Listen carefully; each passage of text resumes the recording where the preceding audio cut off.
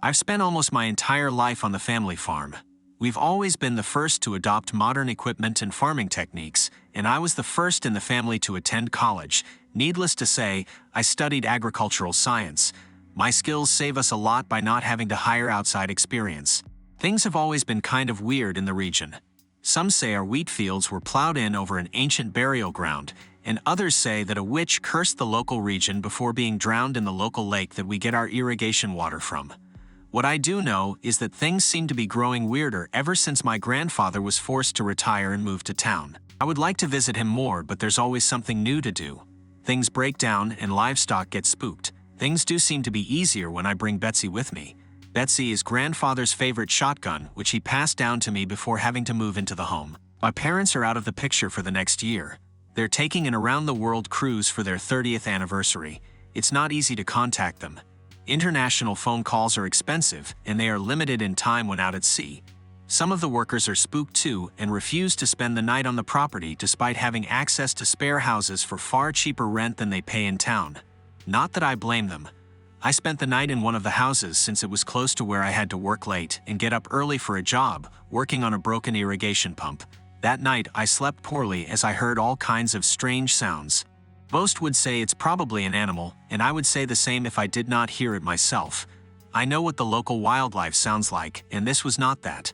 It sounded like the Nazgul scream out of the Lord of the Rings movies. We're a high-tech farm, and I've got plenty of cameras for monitoring. I went through the footage and got nothing but weird shadows and glitches on half the cameras. The other half were battery-operated and were dead.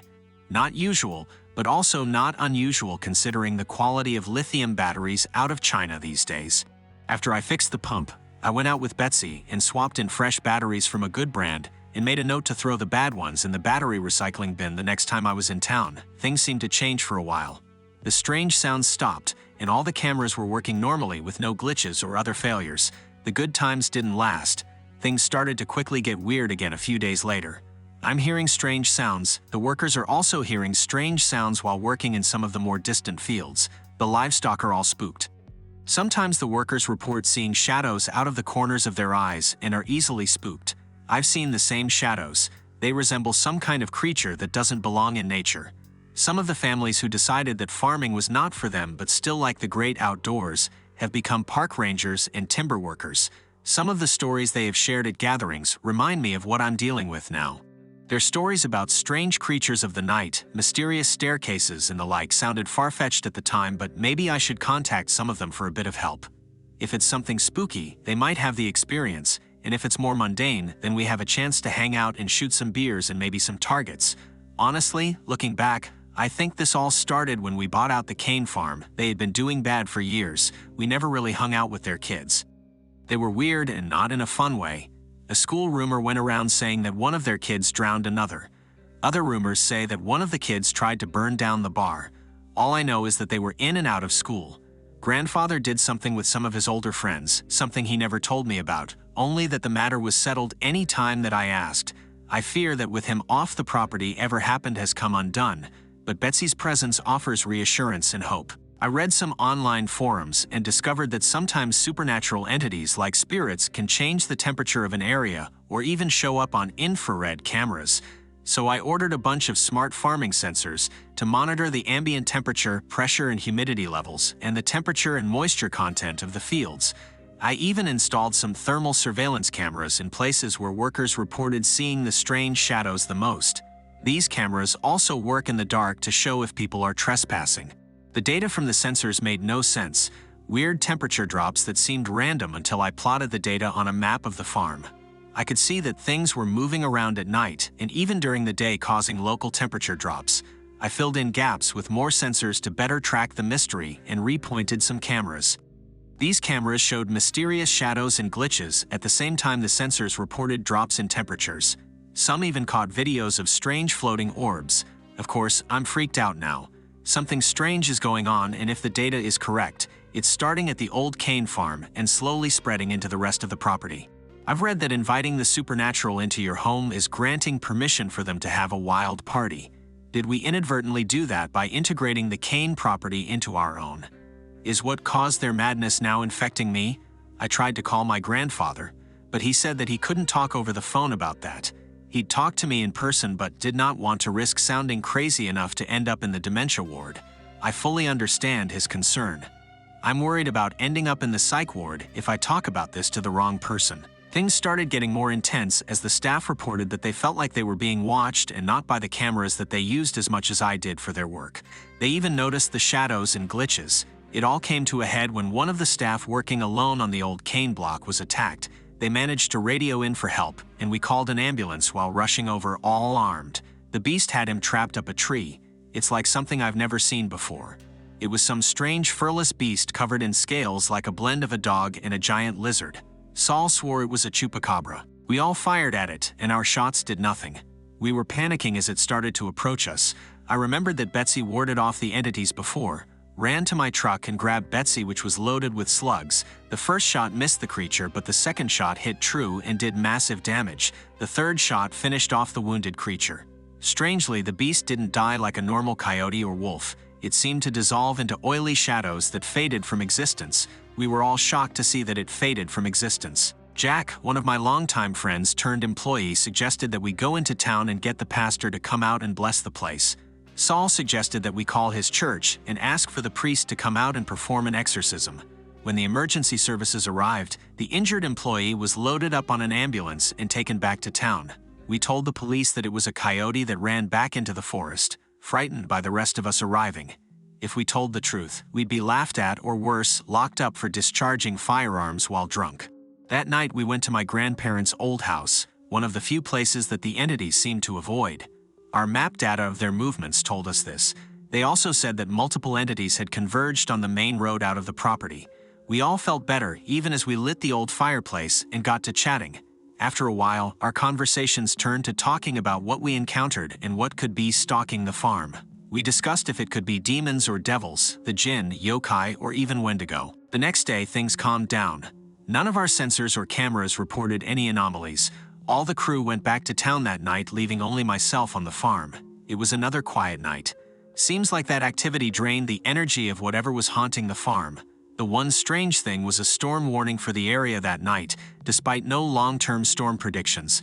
I wasn't too worried. Every farmer knows that the weatherman can get it wrong. Despite the weirdness seeming to be reduced, I did notice things to be very quiet. Most of the bird life seems to have vanished, leaving behind a few flocks of corvids, and even the flocks of crows and ravens are huddled tightly, wary about something. I was worried that it could be something to do with the supernatural, but more likely, they're making their own preparations for the storm. I called one of my brothers who is a park ranger at one of those national parks known as a hotspot for missing persons and rumored to be haunted by some of the entities I discussed with the workers. I shared my findings and even some of the discussions with my workers with him. Luckily, one of the workers got a picture of the beast. As I talked to my brother, the predicted storm rolled in, flashes of lightning illuminating the windows. I spot the weird shadows again in the lightning flashes, but figure that it's just the flash overwhelming my eyes since everything was so calm. He grew more alarmed the more I told him on receiving a copy of the photo that he'd take a few days of emergency leave from work and be bringing a coworker with him.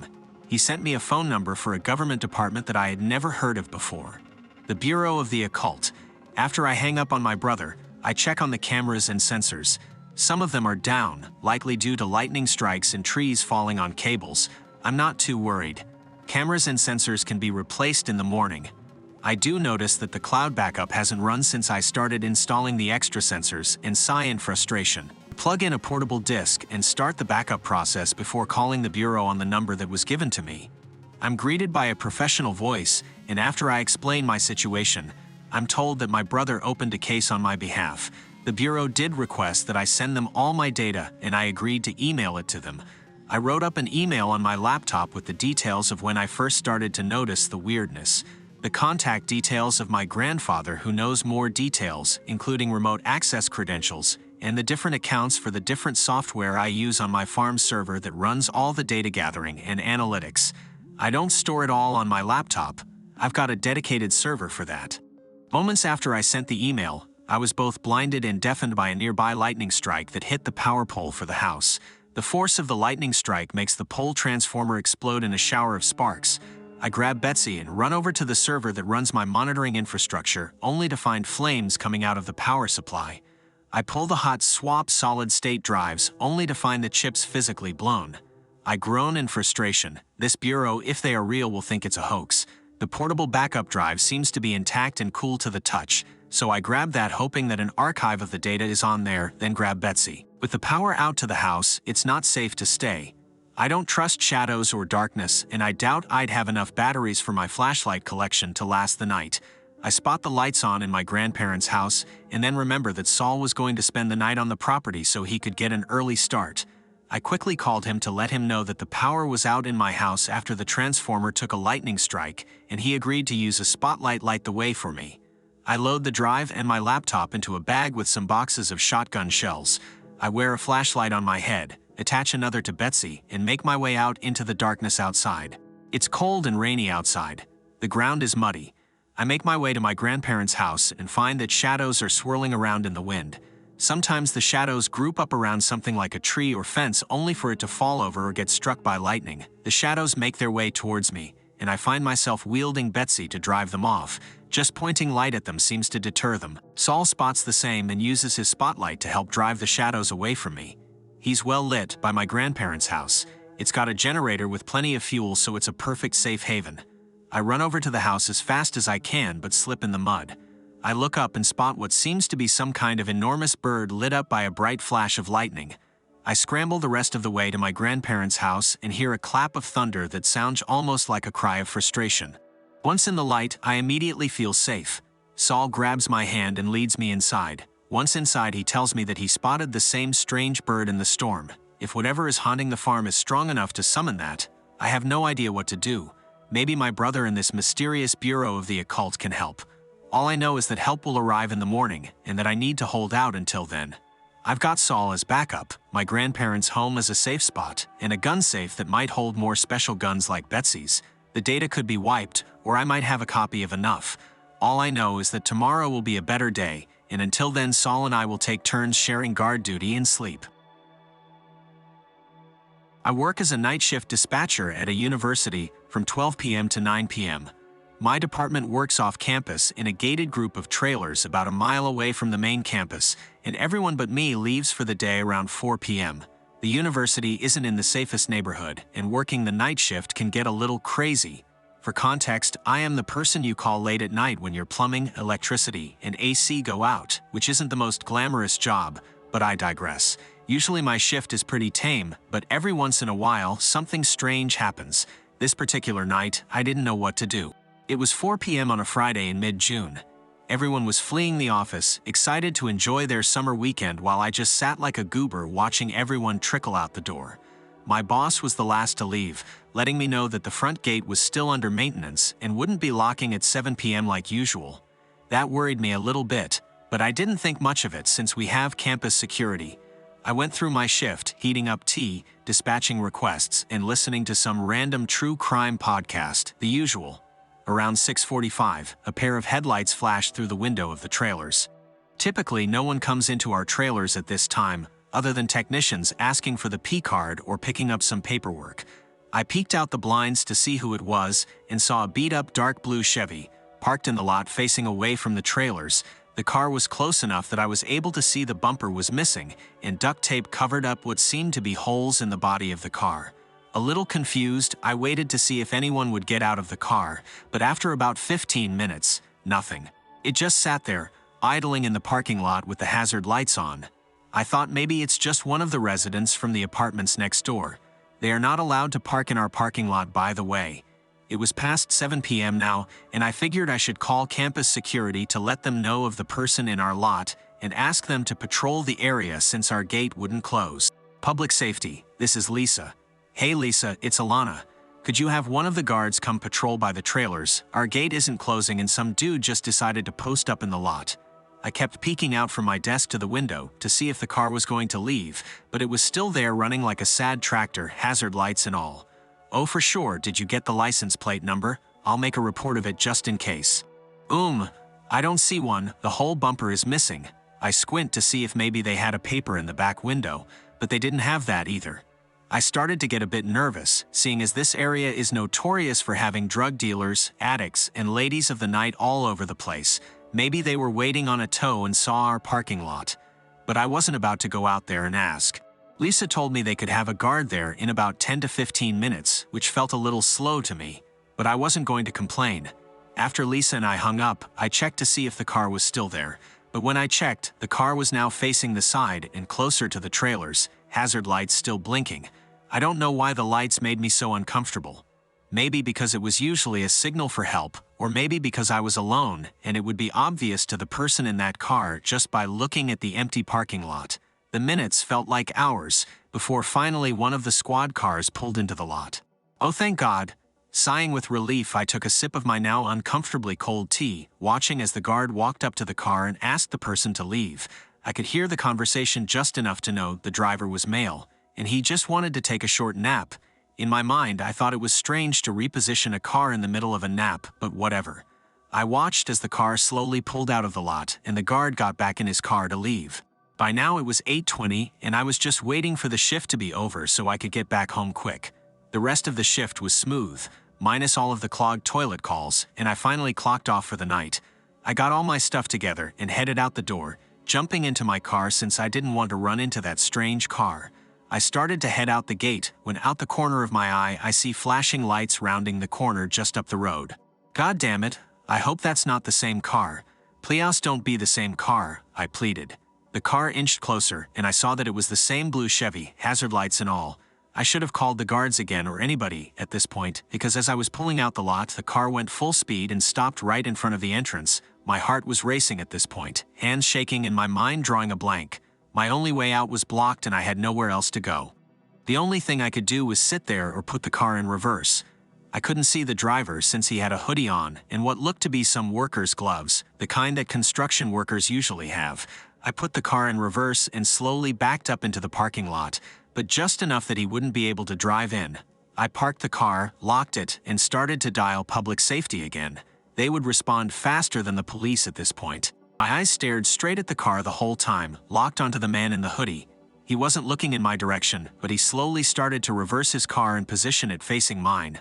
I could then see his face, an older man, maybe late 40s, and very sunken face, like he hadn't eaten in weeks. My mind was running through all the worst things that could happen. Was he going to shoot me? Was he going to rob me? Kidnap? Torture? Rape? Suddenly, a familiar voice snapped me out of it. Safety, this is Lisa. How may I help you? Lisa, do you have anyone patrolling nearby? Alana, oh yeah, I asked someone to patrol the gate over there a while ago. Are you okay? That guy is back and I can't leave. He blocked me in the parking lot. Lisa paused and I heard a slow breath on the other line. Lock your doors, stay in park, and don't make it obvious that you are on the phone, okay? I stayed silent and could hear Lisa on the other end making a call to the officer that was supposed to patrol the area. Apparently during his rounds he got a flat tire and was broken down on the other side of the block, so he wouldn't be able to get there anytime soon. My chest felt heavy, my hands and feet were numb, frozen like a statue.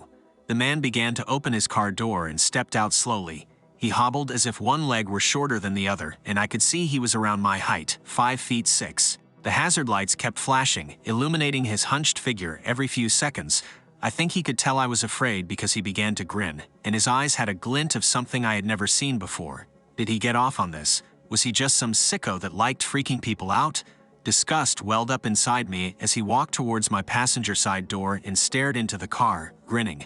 To my horror, I heard the handle jiggle as he tried to open the door to get in my car. The doors were locked so he couldn't get in, and the more they wouldn't open, the angrier he got, pulling the handle harder and harder, getting audibly upset, and calling me every name in the book for not letting him in. All I could do was watch as this man beat his fists on my car and kicked the sides. Alana, they should be there any second now, just hold on.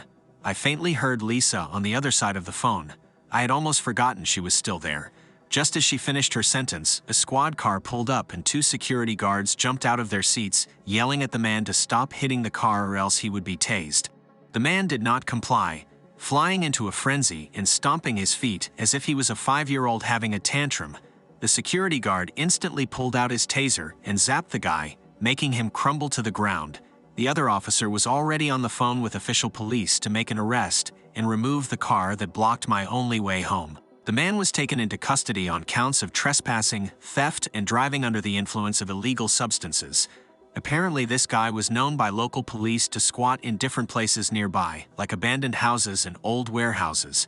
The car had also been reported stolen, just another thing he decided to squat in, I guess. It took 2 whole hours to have the car towed from the gate entrance. The hazard lights flashed the entire time. Since then, I have still worked the night shift, but we have now installed security cameras and a new gate locking mechanism. This is not the only strange thing to happen on the night shift. Maybe I will post another one someday.